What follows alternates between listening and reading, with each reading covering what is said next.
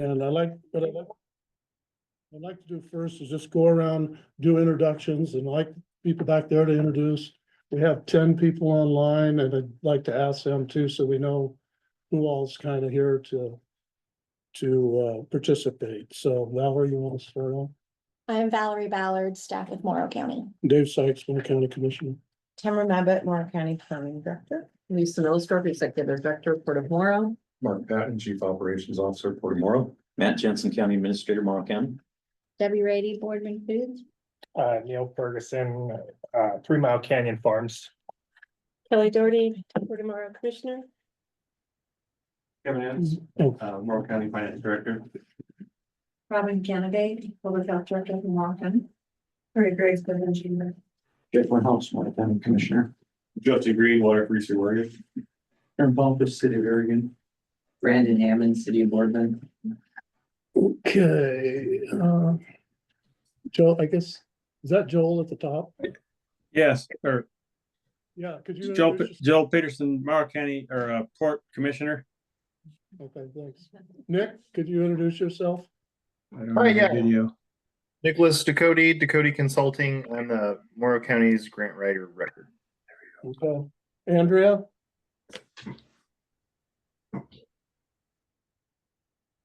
She's the. Sorry, I had to unmute. Andrea DeSalvo, Hefner Gazette. Okay, Antonio Antonio Sierra, Oregon Public Broadcast. and Courtney? Hi, Courtney Kroll. I'm the Governor's Regional Solutions Coordinator for Eastern Oregon. I'm just listening today. Thanks. Okay, and then Gus? Gus Peterson, Morrow County Commissioner. And who we got next there? Kind of lost. Mike? Mike Leeds, Anderson Perry and Associates, and sitting in for the City of Boardman's Public Works. Okay. Nella? Nella Parks, Oregon Rural Action. Nick? Oh, we only call him Nick. Okay, Nick? Sure. I thought I already went, but I'm Nick Ducote, Ducote Consulting, county grant writer. And then Ronan, I think is the last one. Hello, Ronan and Gloria with GSI Water Solutions. I'm a consultant for the Morrow County on the Morrow Umatilla Drinking Water Roadmap project. Okay, so we've got, you can see from the agenda, we have business items to take care of in our organizational meeting. But first, I'd like for Valerie to run just a short slide presentation. It kind of tells what the consortium is, what its mission is, and a little bit about its structure. It's not long. Sorry, 1 second.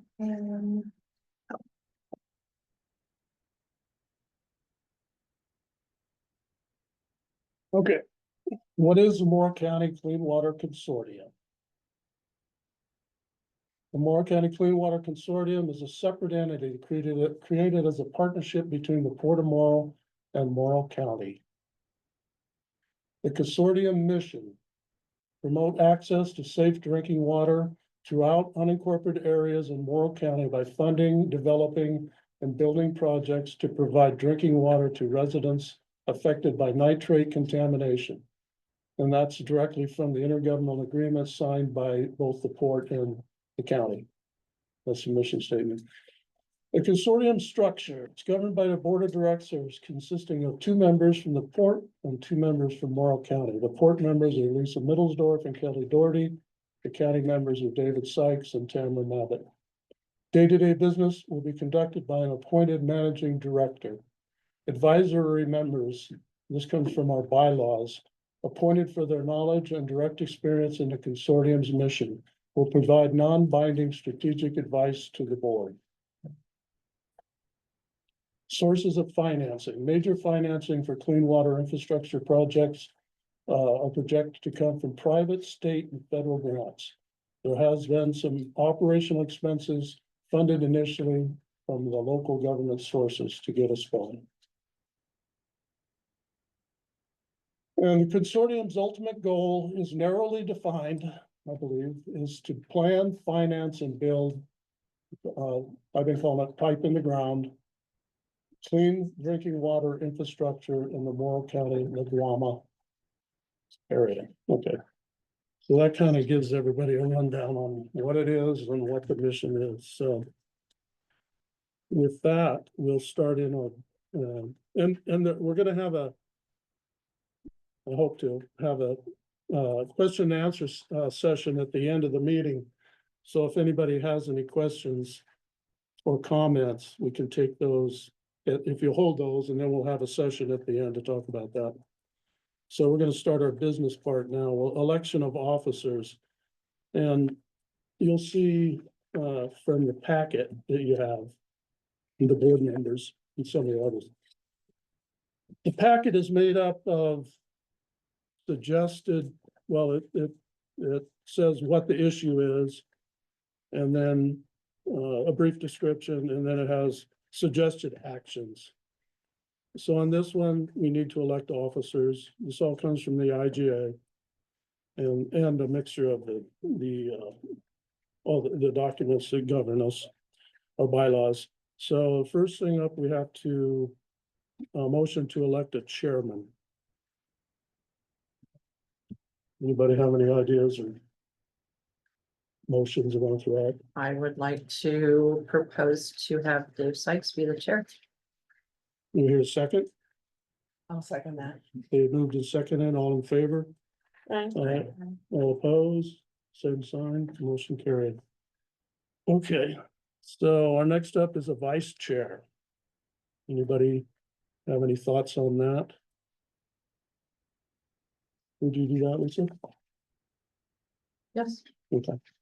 I'll make Oh, it, well, wait, are you asking her if she wants to serve as vice chair or make the nomination? well, I just didn't want the nomination, okay. or did you have an idea? Well, I was just going to suggest Kelly Doherty, and she gave me the nod that she would You consider. did? Oh, okay. We'll put a motion out there. You gotta make that motion? I'll make the motion to nominate Kelly Doherty to serve as vice chair. Is that vice chair and secretary or just vice chair? Well, that's something I needed to talk to everybody about is Valerie is gonna be doing our work. But our IGA calls for a secretary. So, I guess, how do you think we need to handle that? Would the secretary be somebody who proofs the agenda and minutes? Is it that simple? No, Oh, no, it will be just the secretary. Well, there's no specific job description. I don't think in the IGA. I'd have to do that back through, but I guess it could be.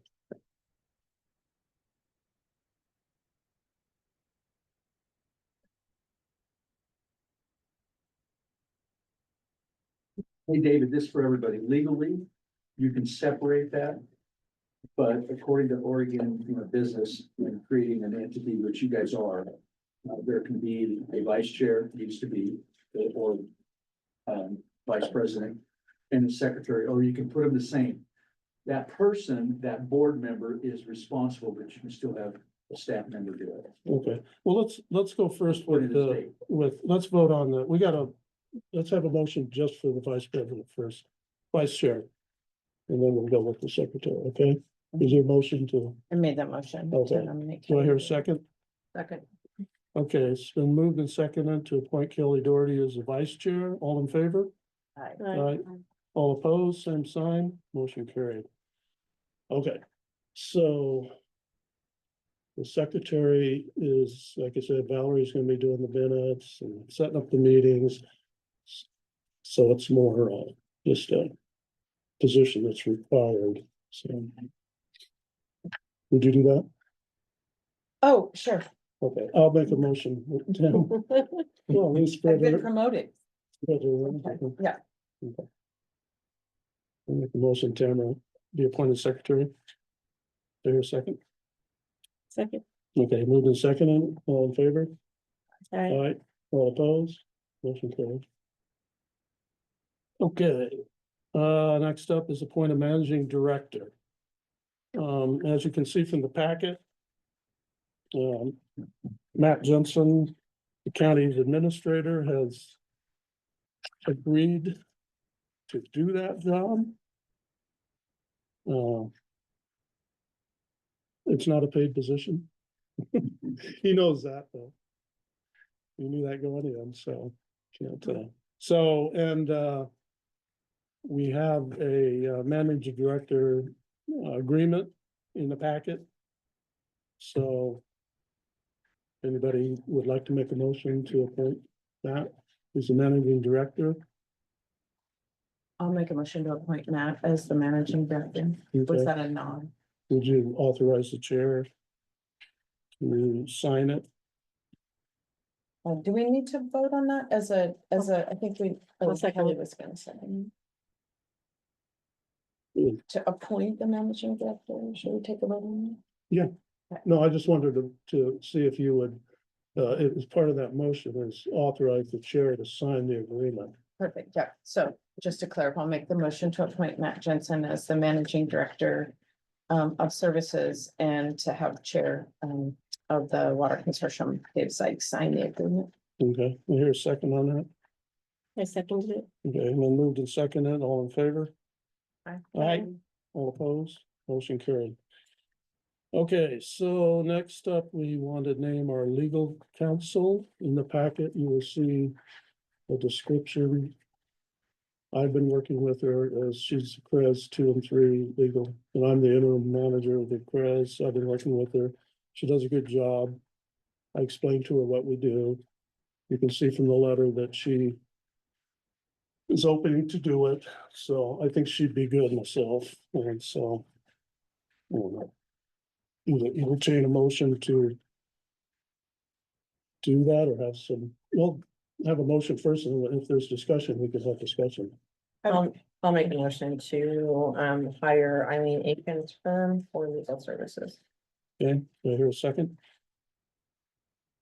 I don't know enough about her and really didn't research it other than the letter, but Isn't she the gal that does the minutes, ethics stuff? She's a lawyer that always does the presentation on that. I know who she is. Really intelligent lady, nice. Okay. well-spoken. Knows municipal law. And Yeah, I think so. okay, nice. Probably backwards and forwards. Nice. Is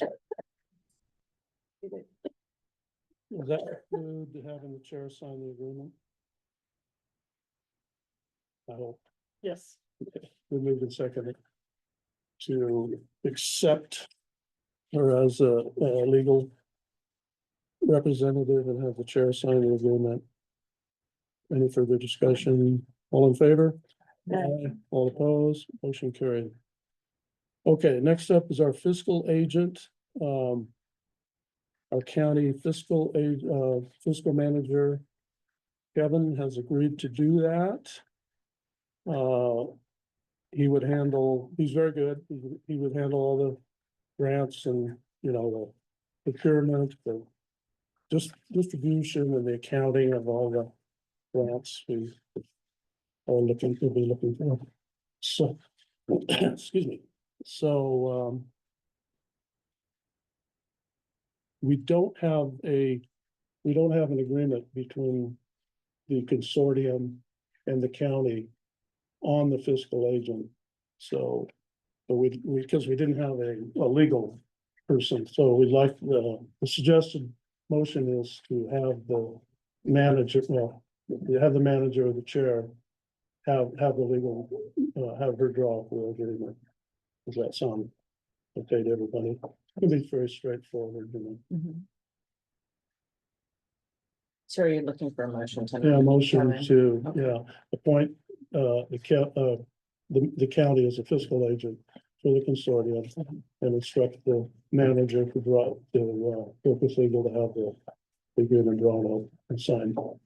Do that? So much. Okay, Second. move to second and further discussion. All in Is that- favor? Could I ask a question? Is that for all the grants and everything? Is that all inclusive fiscal agent? So, yeah, that would be, the fiscal agent would be for all the activities of the Clean Water Consortium. So, the county would be the holder of the money, but anything, they couldn't expend the money on their own thing. It would take an action by by the board as approved. To be able to expend it. As a fiscal agent, they're just the holders of it. They can't move the money. They're more or less the bank account for us and take. So care they'll of it. also be in charge of compliance. Yes, Lynn's nodding his head too.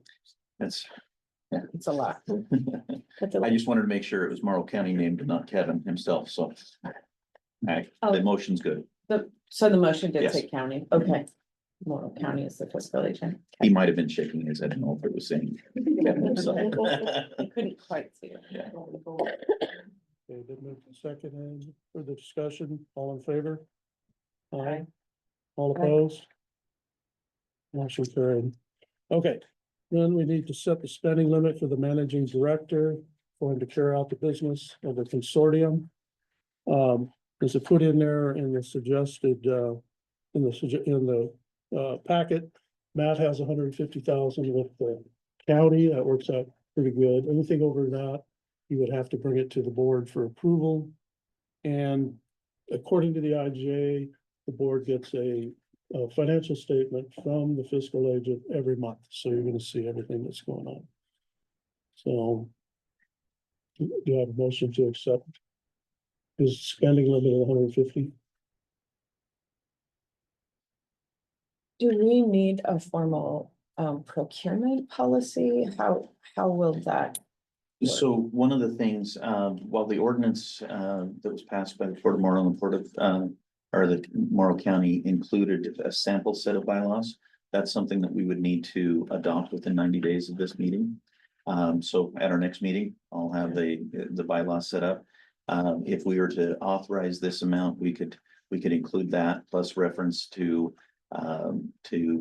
state procurement standards for our type of organization and such. If we needed to fine tune it based on the specific needs of ours, then we can look at that and have a discussion at our next meeting as it encompassed in the bylaws. So at least between now and the next meeting, Matt would have the authority to spend money to retain some other expertise if he needed grant writers and. We're not looking to pull the trigger on projects yet, but grant writers, Yeah. some other things like that, that shouldn't be nowhere near $150,000. Right. We'd want to be able to get those in place to start having discussions in our meeting in 2 months. Any kind of project things, I would expect would come to the board. Oh, yes. Contract. We're not at that point yet. No, Right. no, but just so everybody knows, and look at thinking ahead, you know. This is just with the operations of the organization, so. Seems like a really high number to me. I think I would like a little board control myself. You know, Yeah, I'll make the motion and set it 150,000. Go here a second. Yeah, that dies with a second. Without a second. I think this is different because it's a very limited amount of funds and we're setting it up for a very specific purpose. I think the board should know about expenditures that are larger than $10,000. I mean, I think 150 doesn't work for this kind of group. Will you make the motion? You need to withdraw your motion. it died like a second. No, the died one for died like a last, second. so- Okay. So what kind of procurements do you think that you need to do immediately? Immediately, we'd want to secure a grant writer to start pursuing those.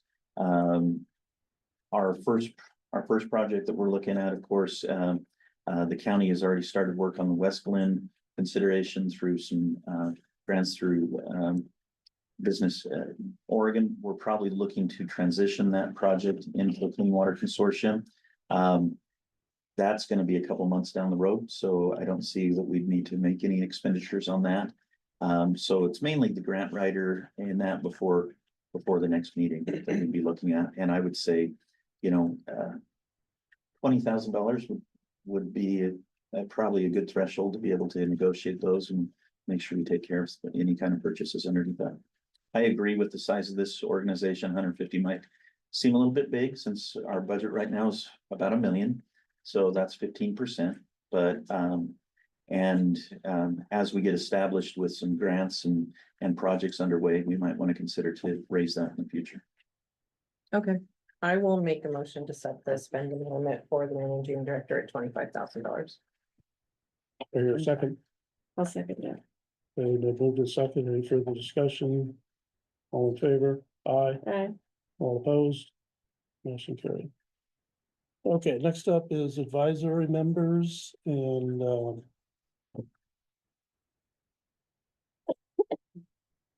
put in,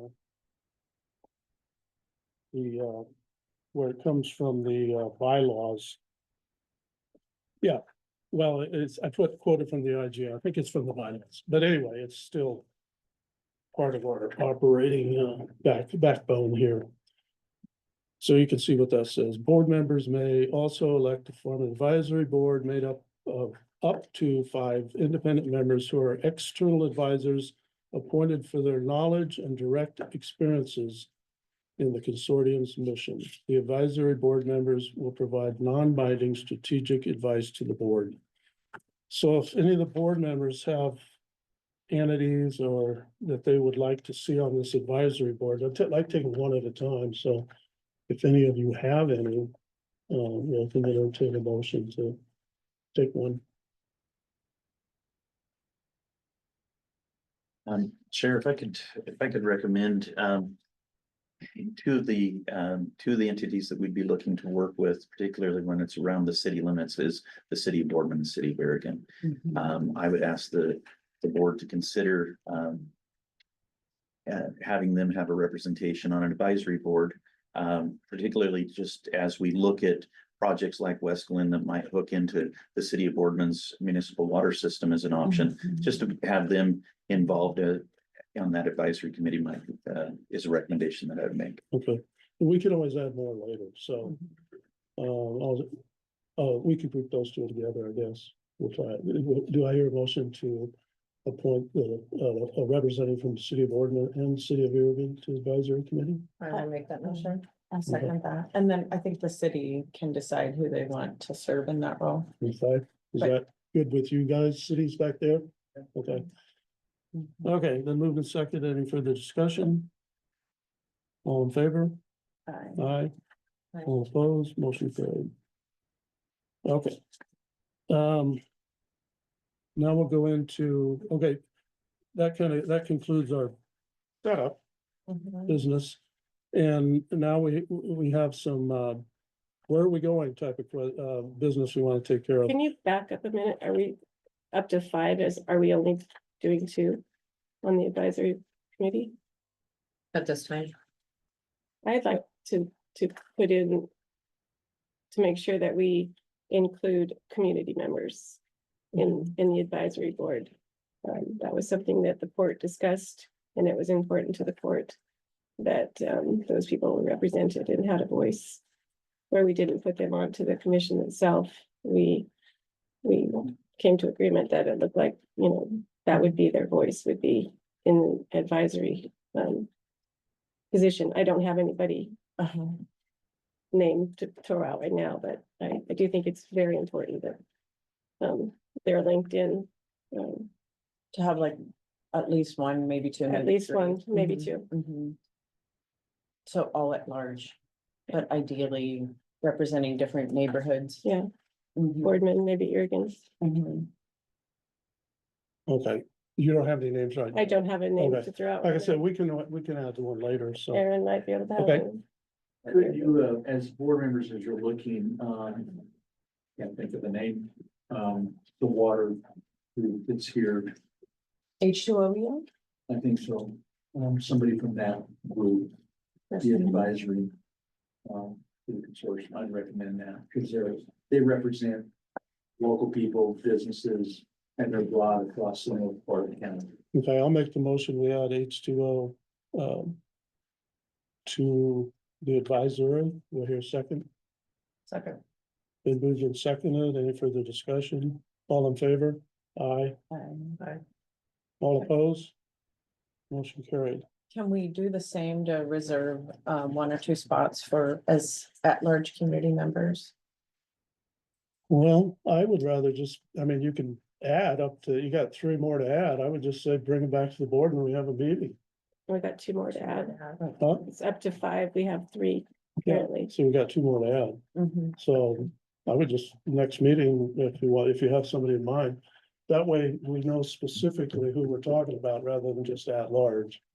You know, Yeah, and then maybe the minutes can just reflect that the consensus of the board is to identify 2 community members. At least 1, possibly 2. I'd rather have the name on the table myself rather than leave it open. Yeah, the board would have to approve the specific name, but you're just reserving that spot, no different than we just appointed H2O without a specific name. A representative. A representative Well, H2O. if you have a representative from a group you would like to reserve a spot for, then you could name the group. Like we just did with Yeah, H2O. And the city, and the boardman, the city of Oregon City Boardman, Mhm. but we haven't done that, we just say. At large. Without naming a group where that representative is coming from, or, you see what I'm saying? It would be a group. It would be a citizens. It Right. wouldn't be a group. It would be One from Oregon, one from one board, from yeah. Oregon, one from Yeah, this. no, Can we just not appoint those yet and ask each Yeah, city if they could Yeah, I know. bring some Identify names, them. bring some names from their communities? And Chair Sykes, just so that you as a board, get it in the minutes instead of publicly hearing, this is an advisory group, Mhm, no, non-voting. mhm. Because, in my perspective, I think that's very critical so that the board does what they need to do. So that Mhm. it's advisory, period, not, Right, and and what, that's more like technical or yeah, research and all that. I think that needs to have some clarity so that people are aware well, of. no, it just says it in our bylaws, exactly, I know, it's very clear. We need to get that out there, so that it's Yeah. very clear to people. Yeah, no, it's very clear in there that they're non-binding advisor, but the purpose of that is, Aaron, I think, is to, when we have a meeting, get them in the room. You know, when you start planning things, is have somebody there, then they can go back to their group and relay what we're doing, you know, good communication, build support, or whatever, you know, that's, you know, that's what the purpose, and that's what my mind is, what the purpose of it is, and when we originally sat around talking about it, so. Can you guys bring names? Same with H2O, maybe next month you could. I could be the representative. So Justin Green is, or what's your title, manager? Executive Director of H2O, okay. Okay, well, we got the advisory members. So can I just be clear that at our next meeting, we could have an agenda item that would include 2 names, ideally 1 from the Oregon area, 1 from the Boardman area that could serve as a community member at large. Well, I don't know if you have to call it a community member at large, because I don't want to necessarily reserve those spots for. Yeah, I mean, it's just bring a group forward or a representative and say, we want this group, and, you know. Because there's nothing in our bylaws that specifies an at-large position, a city position, it's just 5 positions. So you just bring forward at our next meeting and say, okay, I would like this group represented as an advisor, you know, and then we would do that. So you're looking for an individual or for an Well, it could be organization? either way, yeah, but I just say we haven't earmarked an Oregon, you know, a city spot, 2 city spots, and H for the H2O, so I don't think we should earmark at-large positions, because these are not, none of them are, you know, dependent on area or anything like that, so they're just dependent on who we want at the room, so the next meeting, you bring them forward, and there's nothing about at-large. It's just, I want these on here, make your case to the board, and then they vote on it. And then it'd be the same as we just did with this one, and everybody are treated the same, there's no. You know, we're not gonna establish 1 from city, 1 from Hefner, one from Boardman, 1 from Oregon. We haven't just done that, we've just. You know, Can I make a motion? Yeah. Okay. I would make a motion that we ask the city of Boardman and city of Eregan to each provide 3 names from their community to fill the last 2 spots on the board. I'll second that. But aren't, just a question. Maybe in the weeds a little bit, but we're really targeting the community that lives outside the city limits. So I do believe that those 2 cities know their communities that are outside the city limits as well. I would certainly hope so. Yeah, okay, that makes sense. So it's not a city resident, because I think, Kelly, you can speak for yourself. Kelly's point was, we're looking for people who We're not, might have a need for. we're not delivering clean water to the city. We're delivering clean water to the unincorporated areas, and those people need to be represented. That's what I'm asking for. Oh, okay. Okay, Okay, do you feel her motion does that? I would rather we bring people forward and not have the cities do it, but Is there a reason that we have to do it at this meeting? We can't, no, No. that's what we're talking about. We kind of wanted to. Yeah, no, designate who understood. Would be in those. So last 2 would you be willing to, okay, with your motion, we don't have to accept any of the names they bring? Okay. Okay, so that would just get us going. Okay, and they could be outside the city limit. Okay, They have to be outside. the city. okay, well, we got a motion that's been seconded, so any further discussion? All in favor? Aye. I say aye. And just to clarify, that doesn't preclude other people who may be interested in serving in that role to also No. submit their name. No, Okay. it was just a formal way to ask. Yeah. And I only say that because, given what we've, experienced in the last few years with the domestic exempt well users, it's a huge challenge to get those affected people at the table. And I'm looking at Robin Kennedy, our public health director, and our public health department probably also has some residents with wells with drinking water issues who might be able to, she might have better firsthand knowledge of those people than a city would. Not to belabor a point, but I think it's a really important principle that we have people who are directly affected involved with this as well. Okay. Good point. Okay, that concludes our, I would say, our main business items, and now we have, I'd like to add some discussion items or some report items to the agenda that kind of came out after we published the agenda, if that's all right with the board. Okay. So the first one I want to call on is Lisa. She had some questions about how we were going to handle it, or questions. She had some suggestions, ideas about how to handle the budget, and Kevin's here, so they can have a dialogue. Okay, so I will let you know on another intergovernmental entity that has been discussed recently around here. I have received a call from the Department of Revenue. They talked to Eileen Hendricks, our CFO, about whether the agency really is a council of governments or not. So the Department of Revenue, it sounds like, is making that determination. I've called them back and not talked to them, but it's the question of whether the IGA goes through a formal budget process like every special district does in the state of Oregon. So I don't have an answer to that yet, but Kevin, I'd be happy to pass that name on to you and you can give them a call and have that conversation. This is actually Kevin's bailiwick, so. So they're whereas 190 Association of Aid Government Agencies is exempted from local budget. There's 2 conflicting statutes Okay, in the state of Oregon and I'd be happy to, if you would pass that along. I'd be happy to. What's the other one, 190 or whatever? They're both in 190. Oh, okay. I mean, it's just a general recommendation. I think it's good practice to adopt a budget, what the process looks like. It is, and it can be very simple, Right. and it can be 2 meetings and, yeah.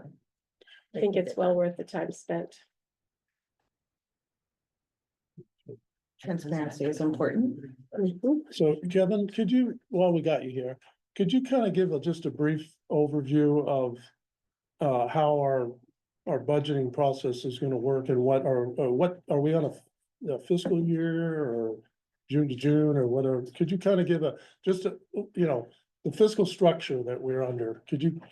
Also, the fiscal years, where I guess would probably best be defined in the bylaws. Or yet to be adopted. What a budget process looks like. 20 minutes ago, I could have probably answered that, but given what Lisa just said, I'd like to look at that, because if there's Department of Revenue, is there anything that we would need to follow local budget law, and that process it's a little bit more complicated, but for an organization this size, not terrible. It'd be the same process essentially that we have to do in the county. Okay, thank you. Okay, our next item was Tamara was going to talk about the status and the environment for grant funding at this time. And I think she has a couple people she might be calling on. Yeah, I'm not the subject expert, but Nick Ducote, who's the Morrow County grant writer of record, has worked on federal and state grants for Morrow County and for cities and special districts, mostly in Eastern Oregon. So we queued up Nick this morning and he can address. What specifically did you want Nick to talk about? Just generally grants? Well, yeah, what's happened, we've all heard what's going on in Washington DC. So just kind of tell us, do we have any hope? Or is it all over? Okay. Yeah, I'm prepared to talk about that, and then I wasn't sure kind of how much we wanted to all talk about grants, but yeah, I can give you guys at least a little bit of an overview of what's been happening in the last week. Is that what you're looking for? Yeah, well, you've heard the talk, and there's a lot of rumors flying around and, misinformation. So, and we're basing our major infrastructure, and all of us, we've talked to our senators when they've come, and every time I've talked to them, I said, are you guys gonna be here? And we've already got grants, and I said, are you guys gonna be here with us for the heavy lifting when it comes time for infrastructure? And they both said yes.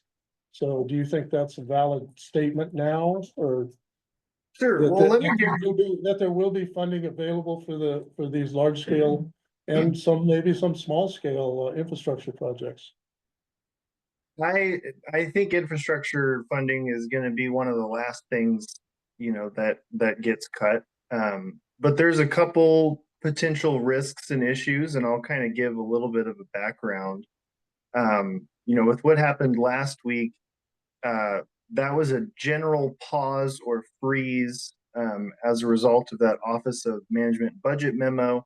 And it was every single reimbursement process for every single federal grant and loan in the whole country. So, I mean, even the Department of Justice, which funds the COPS program, which essentially is a reimbursement process monthly for cities to hire police officers, that was shut down. So, I mean, it was up and down. It would have included, for example, the county's EPA grant.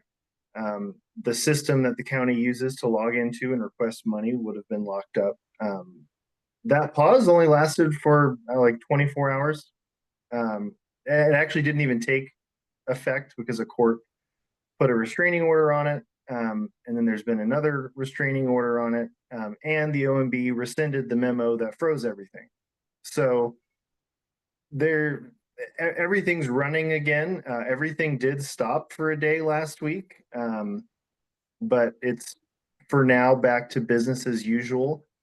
There is a risk that will happen again. But it does not seem like the courts are in favor of just generally pausing every single grant and loan that the federal government has active in the entire country.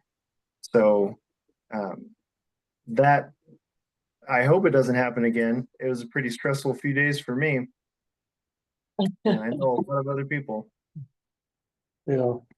So, our, if you want to put it that way, business model is based heavily on this, state too. So I don't know what their position is on all this, but anyway. Well, and there's some specific grant programs that are being canceled. But most of those are what people assumed would happen. They're DEI related, they're foreign aid. It's nothing infrastructure related have I seen canceled so far. And there's been no indication that, some of these grant fundings are closing down, they're still open. There's also some different mechanisms, you're talking about the state and state funding and federal funding. The state has the Clean Water revolving fund and the Safe Drinking Water revolving fund for water and sewer utilities. And that's money that DEQ oversees, and they have their own war chest of money to loan out. And it's the state's revolving loan fund. It is funded by federal money each year, but that would be some money that is a little bit insulated from some of the drama in Washington, D.C. And then there are also state lottery funded infrastructure programs that have no influence from federal funding. Do you think, Nick, would it be, could you just sort of give a little bit of a overview of how you would see your role interacting with this group, given some of the other projects we're working on, and how would you advise us to think about projects? Because my experience generally is it's somewhat iterative, so we may come up with a concept and look for funding, and that funding may or may not cover all of it, and so we go back to the drawing board or look for multiple sources. Just kind of an overview of what your services could provide for this water consortium. Sure. And if it's me or if it's someone else, I still think these are important questions that you guys are just going to have to figure out. And at this point, it's a lot of just brainstorming, right? And trying to narrow down this goal and these values and this general direction you want to head to, how do we fund specific projects with specific grants and loans and make things happen on the ground. So I think there's kind of two parallel tracks. And I could help with either of these or whoever does. But the first track is where these funds will come from, right? And what grant and loan opportunities you may or may not be eligible for. And that's kind of its own jack in the box, because once you open that up, there's a lot of questions that have to be answered just to determine what sort of funds the consortium may be eligible to apply for on behalf of other people, right? Whether it's a water co-op or a neighborhood, who owns the infrastructure to be funded will be a big question that pretty much has to be figured out when you're putting the grant application together. You can't say we'll figure it out later, unless you're going to set up something like a revolving loan program, where the county or the consortium would, be a vessel, much like the state where I just talked about, right? Where someone else is injecting money and you are administering your own loans to, a group or groups or entities or whoever, based on rules that you've made, and then the consortium and its staff are monitoring that and administering that and doing all the work on those various grants and loans that you're giving out. So it very much sounds like you may become a funding agency. You may want to become a funding agency, in fact, is what I hear. So how the second track is how to distribute this money that you acquire, right? And what's the process for that look like? Is there a quarterly grant round? Is it a sort of a first come, first serve? Is there a separate scoring and ranking committee? What are the guidelines and the metrics for how whatever body decides who gets funded with the limited amount of funding? How do you make those decisions, right? So, again, that's also its own sort of Pandora's box of how complicated you want to make it, how fast you want all this to, some of this money to actually be rolled out. I think an easy first step would be to provide technical assistance funding for some of these projects that are developing in the region. That's often one of the big gaps in the funding ecosystem.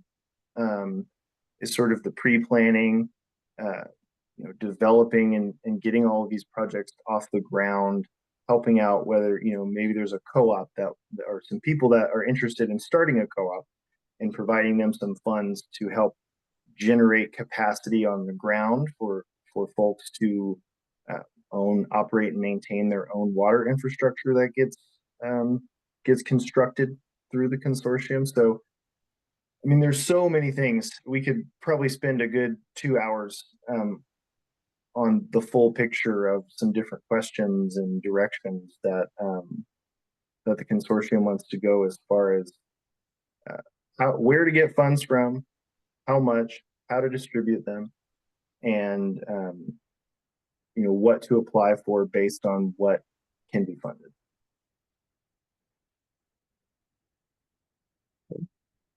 Anything else you want to address? No, but it might be something we, or with Matt's help, whoever he wants to hire as a grant writer for us, can come back and give us a little bit more of a framework that we could react to. Maybe we just want to brainstorm that today. Based on Nick's comments, do we want to directly apply? Do we want it to be a competitive process? But the ultimate goal you defined was to fund projects and provide clean drinking water. But from that big picture, how do we get down to specific projects? And some of it is based on, ready to proceed with a project. And we probably want to come up with some criteria. And the other piece would be, would we, as a matter of policy, want to say we're willing to fund entire projects or half of projects, or require a local match or not? And then if we have an entity, or say a neighborhood who has a proposal, and they want us to fund it, how do we handle that? What do we do with that? And are we willing to, part of the service might also be that, for example, if it's an extension of a city system or a new well, so maybe Irrigan could provide clean drinking water to some landowners. What would that look like? And do we take it on a case by case basis? Are we inviting that sort of thing? And we certainly also don't want to compete for funds that the two cities might be applying for other infrastructure projects. Well, myself, one of the reasons, I think Matt, who has extensive, Matt and Lisa, the Portsmouth putting in, we've got, water infrastructure for what, 50 years? Not you personally. Or have you? Seems like it. Seems like it sometimes, but, the staff is the ones that are really familiar with that. I'd be shooting in the dark, and would just be, I don't know where I'd get my information. So I think, and you too, because I think you three are the ones that can answer these questions that the best, and then bring it to the board and say, okay, then we think this is the best way to go. Working with the grant writer. See, that's the way I see it kind of going down. And that's why I think the staff is very important, because you guys have the experience. You could drive these things in a logical, knowledgeable experience. I think it's really important to have a grant writer though. So, I think that's something that we should establish. We will continue to have our state and federal advocacy looking for every opportunity for dollars. That's what we do. But their focus is the port and the focus of this grant They will writer. do whatever we ask them to do. Oh, okay. It's just like the incubator building that we got for Irrigan 2 years ago, Boardman's. Okay. That's. Do it for the whole Yeah. county. Yeah, no, That's nice. absolutely, we will do that. I have a question for Lisa. We've done CDS money, and that's open. Yes, it is To open. get some planning, because one of the things is, Mark loves this, we all have good ideas, and it makes the port look crazy. I'm talking all communities in the county, but you gotta have a plan, and I don't know if the consortium knows where they wanna go. As an example, are you gonna put in a separate system? What's that look like? Are you gonna hook to a city? What's that look like? Or are you gonna raise resources because it's probably less expensive and more judicial or fiducial to rehab a well. Where are you guys going? I think that's a case by case. You need to All the know way through. and discuss that as Everyone's- a board before you start writing Yeah. stuff. Okay, well, Tim and I agree, but now might be a good time to bring in Ronan. Ronan, are you with us? I am, hi. Hi, did you hear what Aaron just said? I kind of missed the tail end of that. I didn't hear the whole part. Sorry about that. So what might be helpful, Ronan, is to talk about the roadmap project. Yeah. At least the Morrow County part of it. So as that roadmap project, the premise is to look for, this was a congressional direct spending request 3 years ago. We know a lot more now than we did then, but the premise was to look at opportunities to connect to public drinking water systems. So as part of the roadmap project, our steering committee meeting next week, they're open meetings, you're all welcome to attend. We will hear from the municipalities, but the scope of Ronan's team and the engineers is, they're going beyond that just a little bit to, because some of those drinking water wells are well outside what would be, they're outliers, they're well outside what would be remotely feasible to connect to a public drinking water system. So maybe make sure I'm asking Ronan the question right. So Ronan, here's what my point was. Can you hear me, Ronan? I can, yep. Is for the board, the consortium to look at and how you write money, not to saddle with you guys because you already have a scope. But does the board for the water consortium need to look at rehabbing, redoing wells because they're isolated, setting up a separate water district, or connecting? If you don't know what the plan is and what is on the ground, you're gonna get a grant writer to write all kinds of stuff, but you need somebody to help plan that. Let me to go address, somewhere. let me just give something from a civilian's point of view, okay, doesn't know much about this. To me, what I understand is, when I first take office, I thought, well, why don't we just go take care of this, you know? There's different solutions across the Laguna, okay? Yes. One might be here as well, to individual wells. One here might be connect to a public water system. So to say, well, let's do a blanket thing, no. And to me, Ronan's company or some similar would be the one to direct this board and say, okay, this makes sense here, and bring a project with a tagged on estimated amount. Then the grant writer, the grant writer is not an engineer and the engineer is not a grant writer. Okay, so they would say, okay, here's this project makes most sense in this area. Say, hook to a public water system. Then an engineer would say, okay, here's an estimate of what that's gonna cost, okay? And then from there, the grant writer would go, okay, let's take this and go for the grants. Does that make sense to everybody or not? I mean, Absolutely would makes just- sense. We're I would saying just- the same thing, is Yeah. right now, I think a grant writer to write anything without having that, you don't know Right. what you're well, writing. you don't just turn them loose, you just put them under a general contract, but then give them direction, right? Right, I yeah. mean, Again, the word iterative comes to mind, but in August of 2026, the roadmap project will have a whole list of projects.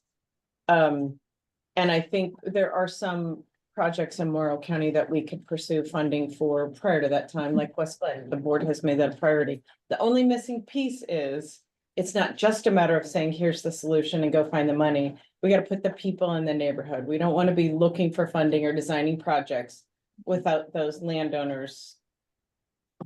that's always gonna be a component It's of what we it's do. a very big. Yeah, that's a big component, and that's gonna be what we do, a big component of what we do, so, and we've agreed on that, so. So if you want a general that can do it all, and then you can point them in the right direction, Cody has done that. Mhm. He's done every level across all of Eastern Oregon individually, municipalities and all that, and that's what you're looking for, and then he goes and finds money. That's what you're looking for, but he won't move until you tell him. What the Well, project is. Mhm. yeah, go ahead. And Sorry. Ronan was gonna, I think, offer something that would help frame this up a little bit more. Yeah, I mean, all the comments that folks have expressed, I think, are right on in terms of where the roadmap project fit in. I mean, if you kind of just consolidate what the roadmap project's about, it's really finding opportunities for providing drinking water, right? Where it makes sense, the type and where it makes sense for that type of solution. The original funding for the EPA was focused on extending existing water system to these well users. So that's kind of where our first pass is. We're looking at the opportunities for where and does it and where does it make sense to extend existing water systems. So it's a very feasibility level kind of look, but acknowledging and knowing that, you know, there's a lot of areas that have impacted, well owners that have impacted that aren't near existing water systems. The scope does include other opportunities and other options like a new well or creating a new, you know, small water district or whatever, where that makes sense, including treatment, things like that. But our first pass right now, where we're in the middle of, is the system extension, and it is about finding those opportunities. And I think that's where a good tie-in with the roadmap and the consortium fits in, is as we go through the process of finding those opportunities. They're not designed or anything, but it's like, here's an opportunity, here's something that looks like makes sense, here's some engagement with the community, are they bought in? If that looks like there's a lot of sort of progress and move forward with that, that's where I think the consortium can step in and help facilitate working with a grant writer to try to start to find, you know, what kinds of funding can move that concept forward. Nick brought up a good point of, you know, one of the sort of the challenges with moving infrastructure projects is going from sort of that feasibility and concept to where you have a design and actually can build something. And the funding for that middle piece seems like it's always the biggest challenge to move forward. And so I think that's where the consortium and the grant writer can really help kind of push the opportunities that the roadmap project identifies forward. And as Tamara mentioned, this project is going to wind down in middle of 2026, but before that, we'll have a first pass of some of those connection options that make sense, and those things can kind of move forward in advance of some of the other options that we'll be looking at. So as this consortium is starting up, I think it dovetails nicely with kind of the schedule that the roadmap project is under at the moment.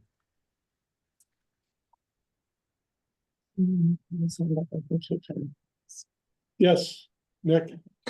So I heard what Aaron was saying, and I hear what you're saying, Commissioner. And I think my big question, you know, is when it comes down to, say we've identified these projects from the roadmap, you know, say we've got half a dozen, I don't know how many there are going to be. There will be some opportunities, you know, that we could apply for, but you will have to decide which are the priorities. What's the number one priority? What's the number two priority? At some level, there's going to be finite funding and finite time. And, you know, we can't just apply for everything and not tell the people we're applying for the funds for which ones are the most important for us. So that's where I would look to the consortium to, you know, when Ronan presents this roadmap, it could be several tens of millions of dollars of projects, you know, across this region. And it may be feasible to do that over 5-10 years to get to every single person, right? Or maybe it's not even feasible to get to every single person, but how do you decide where to start? And obviously you guys have decided on one place to start, but when it comes to a platter and an array of projects, I think that's the area where I'm not clear. And ultimately it doesn't matter to me because you're just going to tell me what projects to, you know, go chase after. But I think that's an important thing to consider. I agree. That would be a task of this group. That's, you know, somebody's got to do that, right? Yeah, I can see at some point we will need like a scoring matrix or a table, or say we have our own little mini NOFO, notice of funding opportunity, which we don't want it as complicated as the federal government, but we'll say, hey, y'all, we're interested in projects, which the first list might come from the roadmap projects, but there are probably other projects out there of people who maybe haven't even been contacted by the roadmap project. So we have in Morrow County, I'll put you on the spot, Ronan. How many domestic wells outside of city limits in Morrow County? It's about 5,000 between the two counties. Yeah, I mean, there's a lot more. There's probably a third of that is on the Morrow side. And then, you know, the handful that, or the amount that's right near existing water systems is probably another, you know, half of that. So there's probably 1,000 domestic wells. We have no idea if it's even remotely possible to connect to a public water system, so. And does it make sense? I'm not actually sure how much money the consortium has right now. It was 60 and 60 from the county and the port. And And we have then Chris, Cres. 900,000 between the two, Chris. Cres gave this group 900,000. 400. What, Well, between the two. 500. 500. Yeah, so it's about 900,000. Okay. That sounds like a lot of money. We've got a lot of seed money.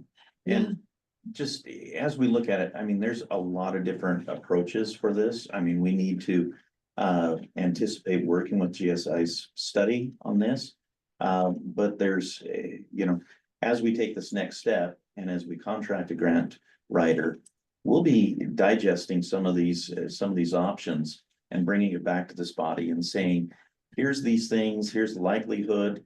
You know, I've been involved in you know, private business funding improvements for their space, or even personal residents going in for improvements on their houses and that in a revolving fund kind of loan fund kind of operation. And so there's a lot of different tools in the toolbox, and we need to identify which ones that are available, which ones we want to be open to help facilitate. And I wouldn't really, I mean, to address Aaron's point, I don't want to say, hey, it's a wide horizon. It really is. And as we bring this down, the nice thing about the Clean Water Consortium is we are boots on the ground.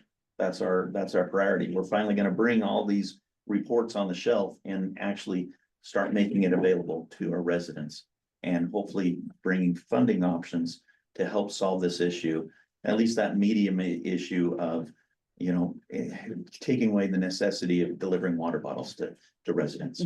And so, and that I wouldn't want to funnel it. I want to bring on all the options, you know, and then let you as a board really prioritize those for us.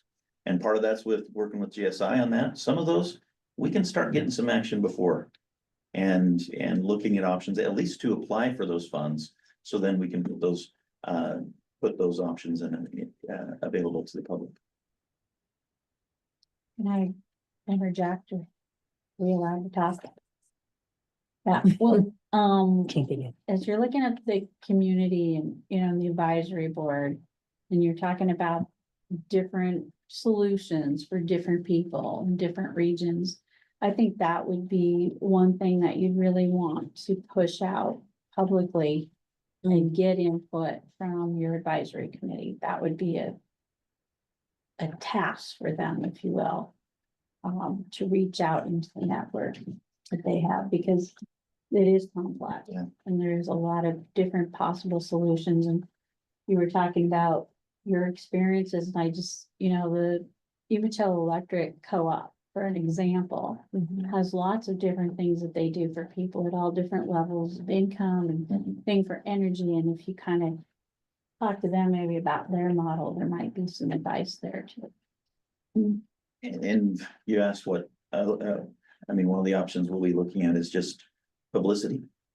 I don't have the resources, the county doesn't have the resources to have a really good publicity outreach, as far as just getting, you know, brochures and everything as we go through. And that's another contracted service that we'd probably be looking at in this first year very quickly, just to be able to, we want to come out professionally to show people that we know we've got our ducks in the row, or we will soon, in order to be able to get the word out, get it in, you know, bilingual format, so it can address the needs of those people who are most affected, and make sure we're presenting options that are feasible.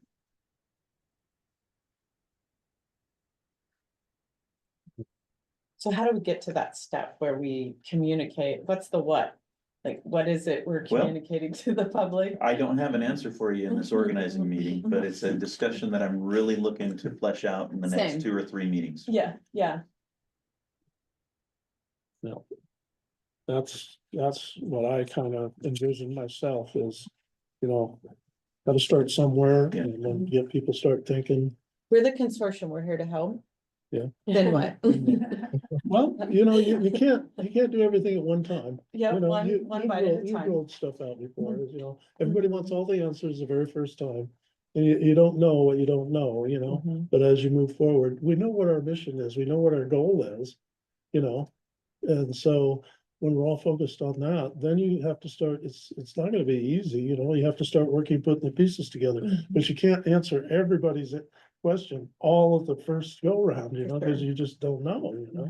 So it's hard to explain that to people, you know.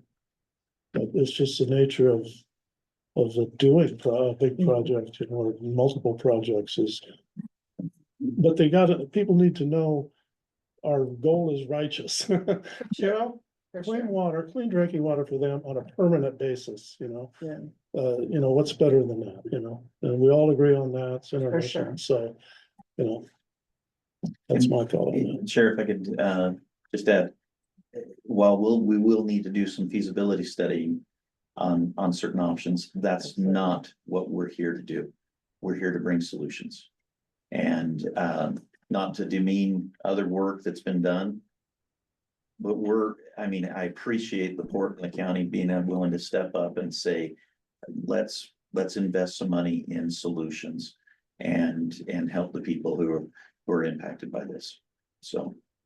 I completely agree. So, When's the next meeting? what's that? When's the next meeting? Well, we haven't decided that yet. So that's another thing. We're gonna talk about that when we get all done here, because then we know what we're dealing with. And when we want to, you know, kind of flush it out and then set our next meeting. So just a couple more things here. Any other things that you guys want to talk to Ronan or Nick about, or? I'm sure Did there you will have be. anything more you wanted to add? I think we covered it here. I mean, we're here, we're gonna do action. I know this meeting might seem like we don't have a lot of action to do, but just organizing this is the first step. Like I said, we'll immediately incorporate, work on West Glen, which is going with Myers Architect and Engineering and REV. And you'll start seeing some, output by the next meeting that we have. We'll be able to report on some of the initial outreach, plans and some of the engineering that's going on. So that's rolling, and as we look to take the next step with that, we'll be working on it. Now that we're organized, we can start reaching out to OHA and other DEQ and other entities that have been kind of hovering and looking for tools. And we'll gladly say we're here to implement things.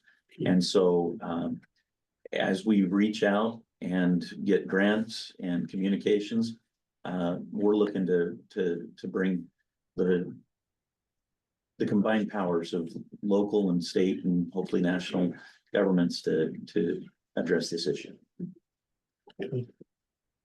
That's great. I like that. Okay, so if there's, yeah.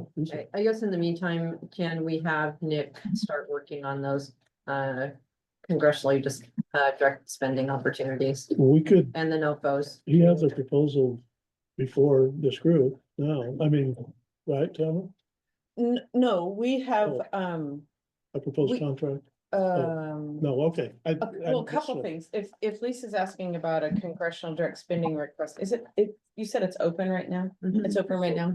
That's how we got the phase 1 and phase 2 money, if you will, the roadmap money, and then the next piece is 1.3 million. That's to Morrow County. So we also need to internally with the committee figure out how does that is it 1.2 or 1.3? It's a lot of money. How does that interact with the funding and the work of the consortium? And that can take that's not just doing research. So this phase one, the roadmap project really is doing research. The next phase, we could do something like drill a well that is a test well, but also a permanent well. For example, for Irrigan, that's just something Ronan and I and Aaron have talked a little bit about. And that's pieces of some projects. But what if Nick was to look at congressional direct spending, what funding, what would he be looking for? I'd be happy to have CFM work with Nick on that. So just funding in general for this, is that feasible if it's not a specific project? Once you know what funding opportunities are out there, then you can develop a project that fits those criteria. Yeah, that's why I say it's iterative. So it's a little bit, what's out there, what do we have? Mhm. What funding fits in? So I'd love to be in touch with Nick by tomorrow at the latest to finalize, or get some contract Mhm. language in place and let him loose on that. So we'll be looking at that very quickly. Connect. Are people with your people? Yep. Okay. So that's- So Nick's job isn't really to find the funding as much as it is to write the funding, or is he going to be doing both? Nick actually does a little bit of both. Do you want to talk about that, Nick? Sure. And I mean, how exactly I can help you guys is up for discussion. This is my initial thought was the scope I gave to Tamara as kind of a proposal was, I think it was like 6 or 9 months of, coming to the meetings, doing a few hours a month. There can be I can also do larger efforts. I mean, and sink more time into it. I can be directed to only write specific things, or, I can be putting together something I call like a funding feasibility report that would run down just different funding options, fit the consortium or not. Which is kind of a step back from grant writing. Usually it ends up as a combination of multiple of those things. You have a priority now, congressionally directed spending. So we start with that, try to see if we can figure out a good fit, and then take a step back with a broader lens. And I'm not even sure just off the bat what kind of funds the consortium itself could apply for. So that's the first step. Is to figure out, instead of a city or a county or a district applying, an intergovernmental entity is going to be a different question, I think, for a lot of these funding agencies. So that's the start. I would recommend that depending on exactly what Nick was talking about, that Morrow County be the recipient of any other grant dollars that don't fit for the consortium. I think that's fantastic, but I don't want to foreclose the opportunity that maybe this group's provides some assistance to one of the cities. If you don't have your own grant writer record, I think Nick does your work as well, but and then as Nick mentioned, sometimes there's that gap funding, like it's really hard to get funding to do that 10% conceptual design, but you have to have that before you apply for the capital dollars. And maybe that's something that this group could fund for specific projects that a third-party group or one of the cities comes up with. And so would that be, would you be able to cover some of that in this funding feasibility report you mentioned, Nick? Yeah, like one of the comments just now, about the county being the one that would receive the grants. For some of these grants, the grantee can only be the entity that will own the infrastructure. Yeah.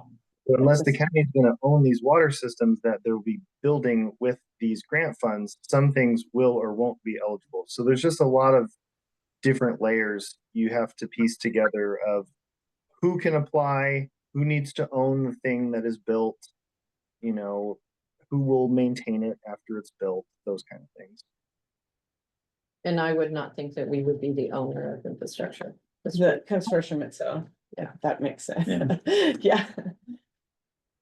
What's your thought about septic systems and their, grants or coordinating efforts of grants on those for people in these areas that are having trouble with their wells? Are you, is that part of your scope?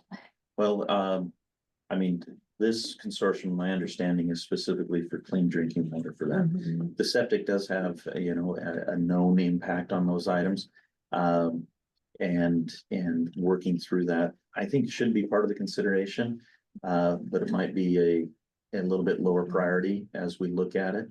And also we do have a restriction on what options are available. We can hook into a municipal system, whether it's in the, you know, the urban growth boundary or not, but sewer is restricted. You have to be in the UGB to do it, so it limits some of the options that we have there. But it could be open for consideration. But I think from my understanding, our top priority is taking care of the clean drinking water. How that might impact specific people who are still constrained to being on wells. I think we'd have to have some options for you know, dealing with septic systems and giving options to improve that so it doesn't compound issues for people who are still relying on well water. Or you're a resource for finding those other solutions for it, even if would you be a resource, even if you're not? I would, I'm glad you brought that up, Debbie, because I think even though the focus of this group is the drinking water, I would say when we get to the point where we're looking at criteria or the scope of projects, for example, if we had a proposal where you have a densely populated neighborhood, or even not densely populated, but the water tests show there's a connection between the septic system and the drinking water, probably need to replace both. And so if that's the case for particularly some of these outlying areas that can't hook up to city water, whether or not that's the second tier or second priority, I think we don't know. And Ronan's on the phone, they don't even know. We have some pretty good ideas in certain neighborhoods, but in others, not so much. So if that's the path to getting permanent clean drinking water, I would like to see us remain open to that option. I think the new DEQ study that's gonna come out with the isotope tracers is going to be a real eye opener for lots of folks. And that starts with the first 30 wells and then goes to another 120. And that's going to, you know, provide us a lot of information.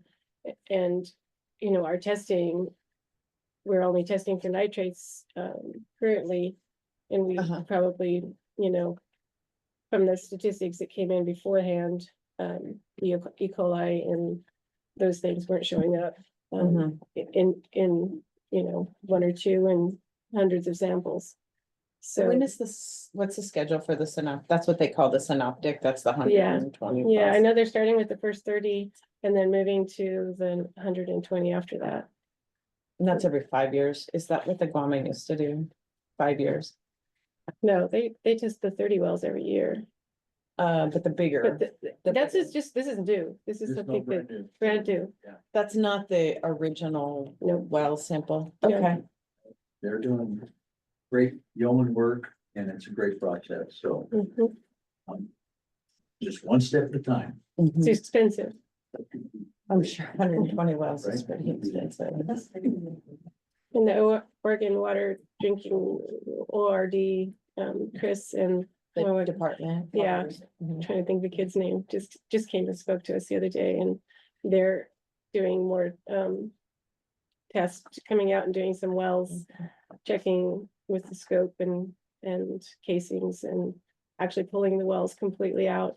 And their scope of their project is only 30 wells, you know, so they're looking for, or actually 20, I think, for more funding to do that as well. So that's something that we could maybe chip in onto, look at grants for.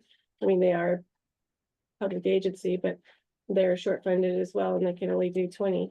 They should be doing hundreds, but they don't have the funding to do it. Is that the OWRD project that they got congressional direct spending for? I think and that's 20, yeah. And that's in addition to the 30 DEQs doing and the 120. Yeah, they're doing a whole different project. They're scoping wells, they're pulling the whole pump out. That's the deep dive Chris talked about at the Guama meeting. Okay. So there's a lot of efforts out there. Just gotta pull them together. And those results will you know, Give a lot of good information about what solutions are. yeah, Mhm. opportunity to fix your well if your well it's pulled out and.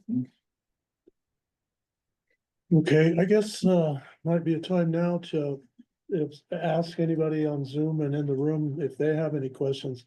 What I would like to ask you to do is maybe kind of stick to process and the structure of the organization. Because as you can tell, you know, if you're asking, how are you gonna handle this? You know, we don't know yet, and there's no way you can know until you get into it, you know, I mean, I guess you could ask those questions, but they're pretty tough, as you can see. We have to work through them. So is there any questions anybody has, in the room? Yeah, Just one, and for Tamara, and this will be helpful for the consortium, that, the boards, they, I know Roman dropped off, of when he's gonna do some sub-reporting, because he's probably got a lot of information that you guys would need to help give you information as a way forward. And I don't know what that schedule is, but I would down, you know, as a process, I think you would need some of that, because then he's gonna, with GIS, they're gonna give some, besides West Glen, but some other stuff to help turn the light on. This is another possible area now, but I think you need to see what are his potential recommendations. That's one of my thoughts. So maybe even a preliminary report at the Something next like that. meeting. Whenever that is, 2 months, 3 months, I don't know. Mhm, That's mhm. your, Mhm, so that you keep informed. yeah, okay. mhm. Anybody else have any questions here? How about on Zoom? Is there anybody on Zoom that has any questions? We were trying to kind of keep it to structure and process. Because we don't really know the long-term things. I mean, you could ask them, but as you can see, we'll be working through those. Anybody on Zoom have any questions? Raise your hand. Okay. Yes. Actually, I have a question for Nick, my neighbor. Nick, so I know you worked on the Power City project, raising money for those, right? Yep. In that process, Power City, when they're extending, you know, they have a similar situation, but with water quantity and other quality issues. How important was the, you know, community buy-in, making sure that community members were on board with the plans before you went after money and that sort of thing? Can you tell us a little bit about that process? Yeah, I have to think back a couple years. Tamara and I actually worked on that one when she worked for the city of Umatilla a long time ago. So we got funding for that project through the Community Development Block Grant Program and through the Safe Drinking Water Revolving Loan Fund.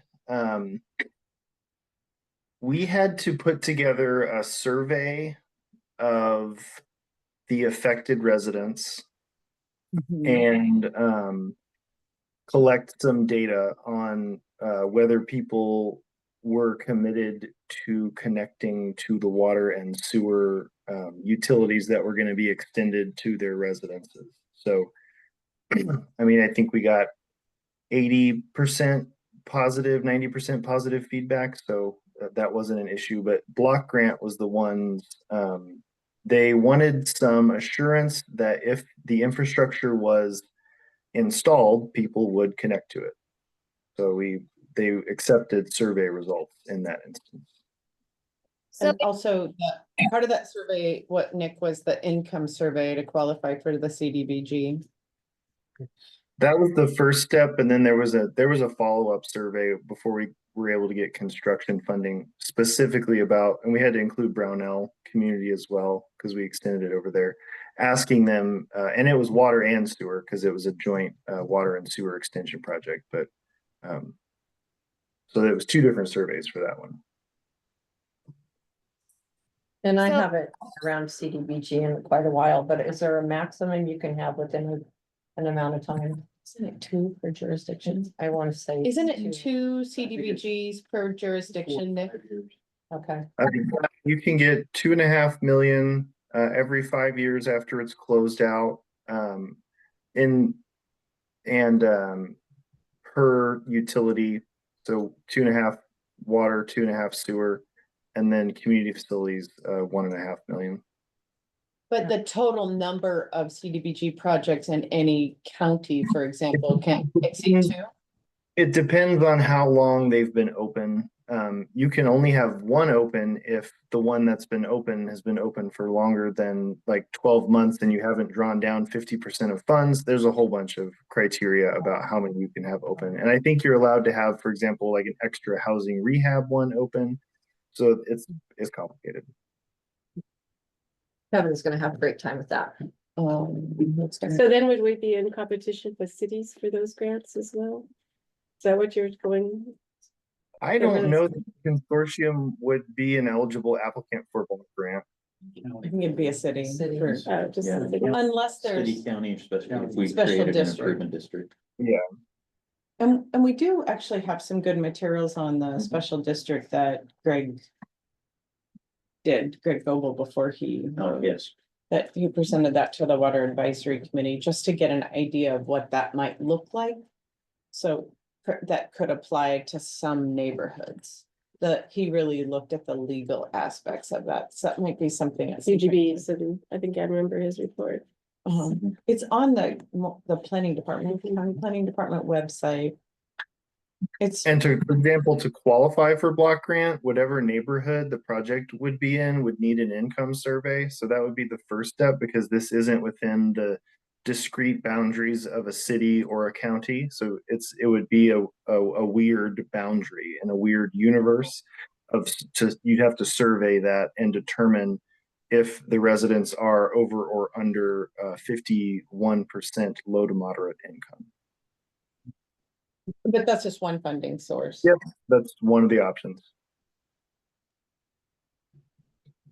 I guess just my point is it didn't seem like there was a robust support for having community members on the advisory committee. And I just hope that folks think about that and in the next meeting that, you know, people who would be the ones who are receiving this water are part of this. Because I think Debbie made a really good point that the advisory committee needs to help get buy-in. And that's only going to happen if it's, you know, trusted neighbors and that sort of thing. So the success of this project is very much dependent on whether people are going to buy in. And that's going to take a lot of community involvement and transparency and like meaningful work with the community. Any more comments or questions? It sure is. Okay, then, one thing I will bring up is, Valerie's already started, we will have a website connected to the county page, right? Yeah, okay, and then we'll be posting a lot of, information that needs to be, so if you want something, we'll send you the location or the link. Right now, all it says is under I know, construction. I know, I just want to let people know that we're working on that, so that we'll have a separate to put information about our meetings, what we've done. Like I said, we want to be real transparent. So with that, I think we'll talk about our next meeting. And here's my thought, and you guys can decide what you want to do. I would like if Lisa and Tamara got together with Matt and whoever they talk to, whether they're going to talk to Nick or Ronan, whoever, and when they have something meaningful or important that they want to bring back to the board, just tell me and Matt and we'll call the meeting. I'd rather do it that way than set a meeting. You see what I'm saying? Unless you need the motivation, does that make sense? We'd already talked to some things where we want to bring this back to the board, a budget and so forth, and just say, okay, we think we can have this ready and a report from Nick or whatever. Do important things for the board. So we can have that ready in 3 weeks, rather than just arbitrarily setting a date at this time. That's my thought. I think that should be open to all board members. What's that? I think that should be open to all board members to bring something forward that they feel is important enough to have a meeting board or subject. Yeah. The only value is if we set, like a regular meeting schedule. If we don't have anything ready, we can always cancel it, right? Otherwise, our schedules. That's fine with me. That's mine. I'm sorry. Oh, that's you? Yeah, that's. Okay. Probably spam.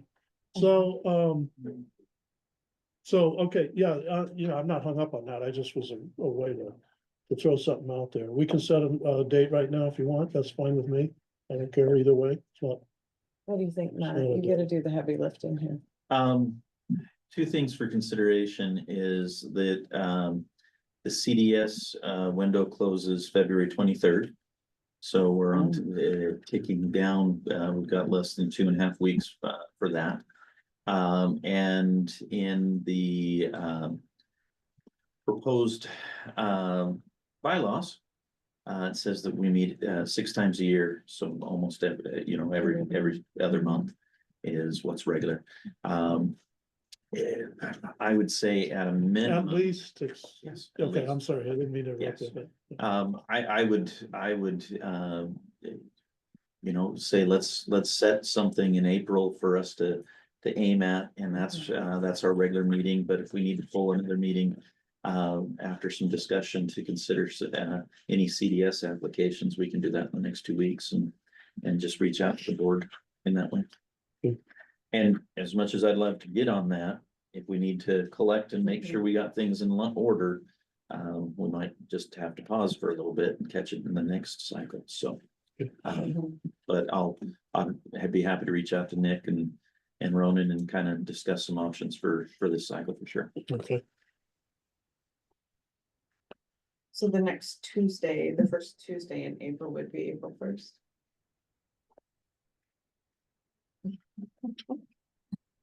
You sure you wanna go there?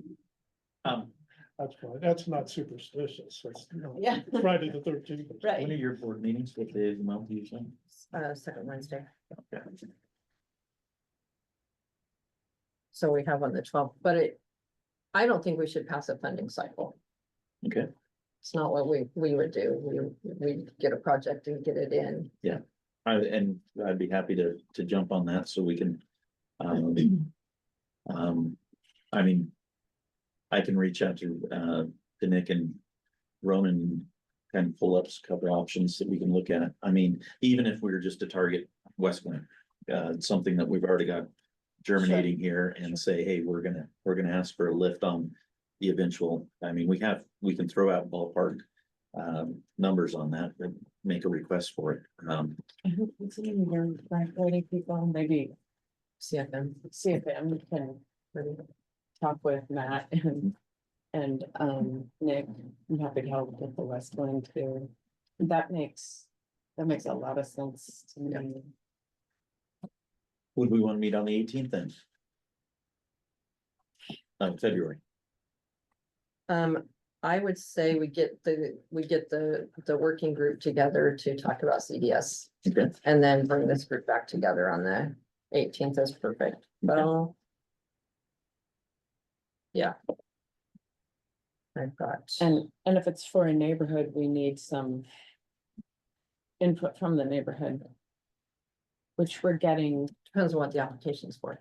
Right, yeah, but like we have the county took the lead on getting 2 business ordinance for Westland. One is to look at feasibility of city water, and the other is city sewer. And then it was the county share that did the outreach piece, and the Rural Engagement and Vitality Center is doing that, and their work is starting soon, yeah, really soon, yeah.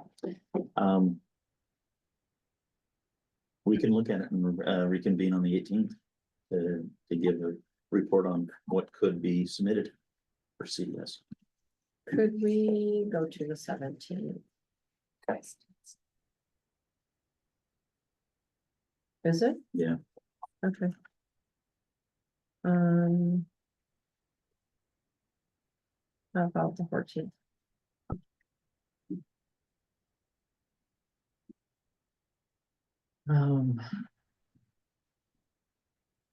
We have part of our budget cycle. We have a compensation board meeting going on in the afternoon.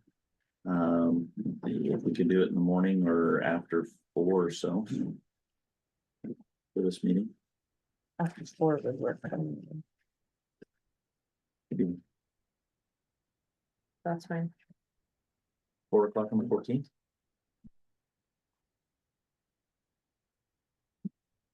And maybe just by Zoom, if it's really a matter of listening to what you come up with Nick and CFM. It's Kirby, right? Okay, so what do we got? We got a Zoom meeting on February 14th, at what time? 4 p.m. 4 p.m., okay. And just so everybody remembers, we're now official group, so we're following all the open meetings law and public records laws. Sure. Of course, we'll make sure that we adhere to all that. Yeah.